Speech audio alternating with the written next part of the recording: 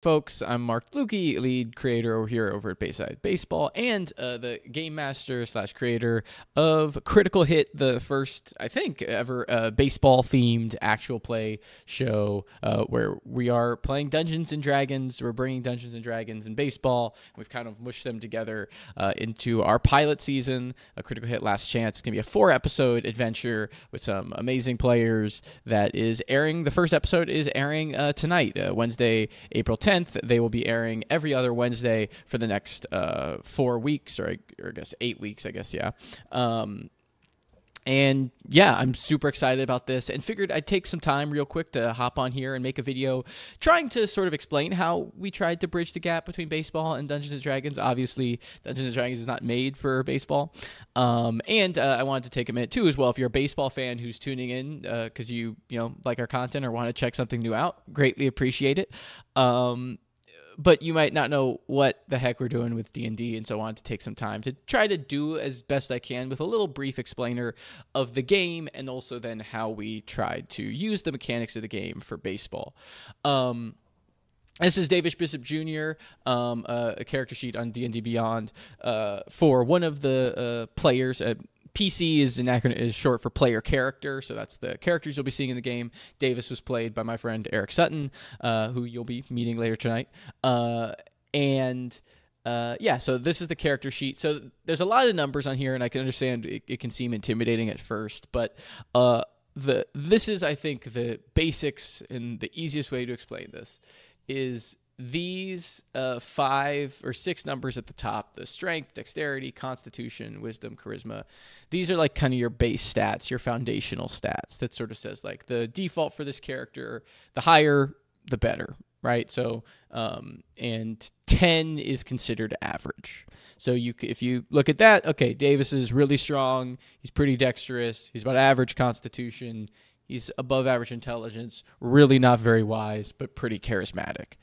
And so what that means is these numbers up here, the higher or lower they are, impact the bonuses that the players get, the character has, when they do various checks or try to do a bunch of different things. The way D&D works, in the shortest way I can explain it, is players at a table make up characters. There will be 3 at our table, played by Eric, Chantal, and Alan Mark. Again, folks you'll get to meet soon. And they are going to essentially try to explore in the world, go on adventures, try to solve problems, go about their lives. And me, as the game master or dungeon master, you may hear it referred to as well, make the world. So I will not be playing any one particular character. I will be playing sort of all of the like non-player characters, the NPCs. I will be constructing the world. I will be throwing problems and challenges at the players' ways, and they will choose how their characters want to respond to it, right? If there's someone being antagonistic, they could try to get into a fight. They could try to persuade them. They could try to run away. All of that stuff. And when they try to do that, my job is to say, okay, how hard will it be, and what skills are they going to use to do it?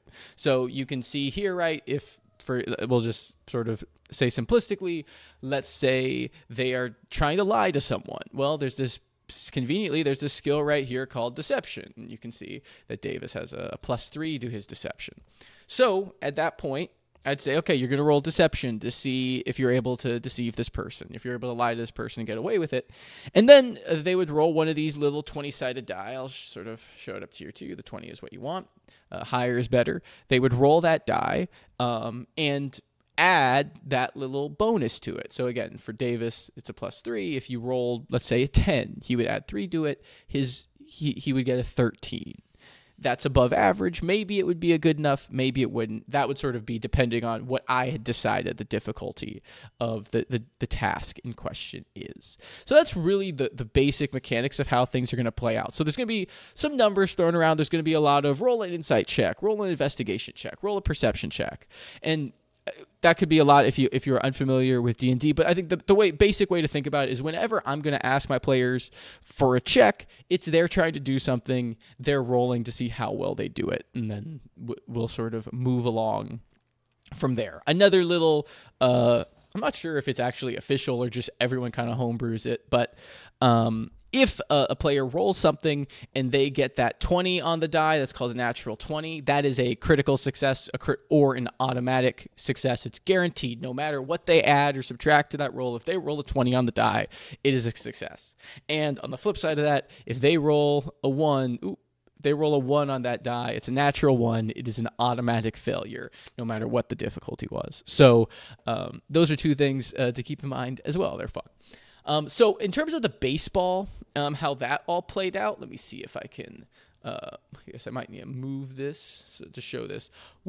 All I had our players do, all I did for our players is we just added a few skills to the character sheet. So you can see here at the bottom of this character sheet here. We just added a hitting, fielding, and pitching bonuses for all of our characters. And you'll notice that Davis's plus 12 to hitting is massive, much larger than anything else on his character sheet.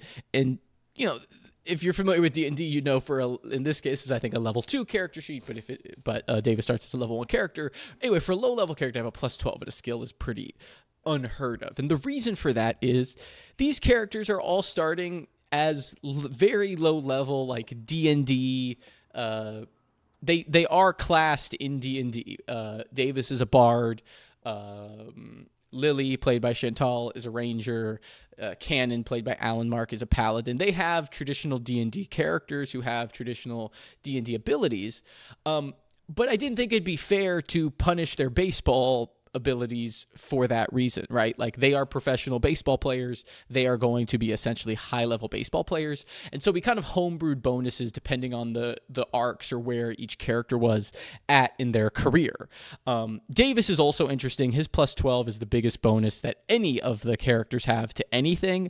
But part of that is because Davis, being a very fun and exciting character that I'm very happy that you all will get to meet soon, but he is a dead fastball hitter, so he can potentially have 5 subtracted from. He may only end up having a plus 7 on a hitting check if a pitcher knows that he's a dead fastball hitter and has a good enough breaking ball.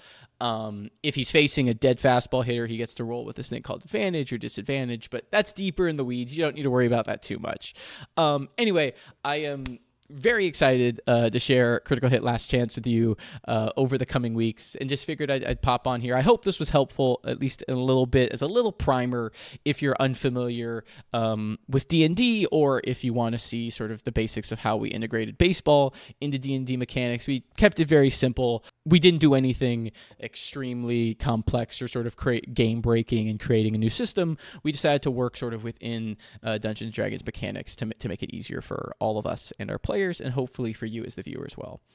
So thank you again for watching. Please like and subscribe if you like what we're doing over here at Bayside Baseball. And if you want to support us more, consider joining our Patreon if you have the means. But otherwise, that's all for me today. For now, I guess I should say that's all for me in this video.